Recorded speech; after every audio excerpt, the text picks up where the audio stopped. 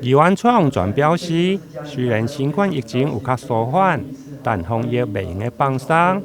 为了避免服务处艺文空间的规模聚集伤侪人潮，宜安决定以一系列的人文、音乐、甲艺术的讲座来取代开幕式。头一场将伫10月16下午来登场，邀请蒋正业教授来一场音乐甲画作的对话。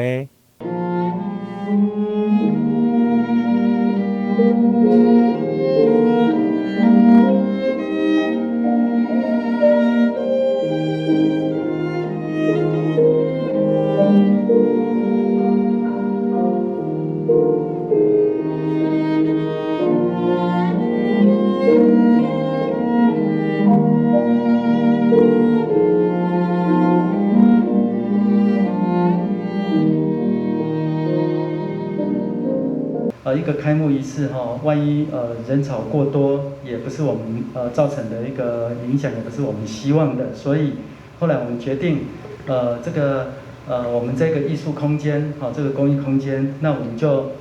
直接就是10月16号那一天，就直接一系列的这个音乐讲座。那所以我今天特别邀请了我们在10月16号那一天，我们的江敬业教授来千惠老师还有我们再来，在下一个礼拜是由我们那个玫瑰木乐团我们的苏医师苏世阳苏医师，由他来这个带来特别来到我这个小小的一个空间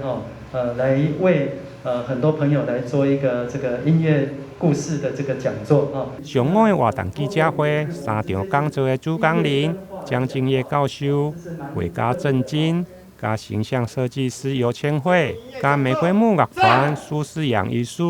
以及南家护中心的主任李宝良，拢到场出席。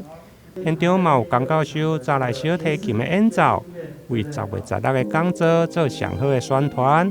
你现场展出郑金老师的水彩画，目前嘛有企业来认购，所有认购的所得嘛将提拨2成。作为家护中心的急难救助，台南新闻林根采访报道。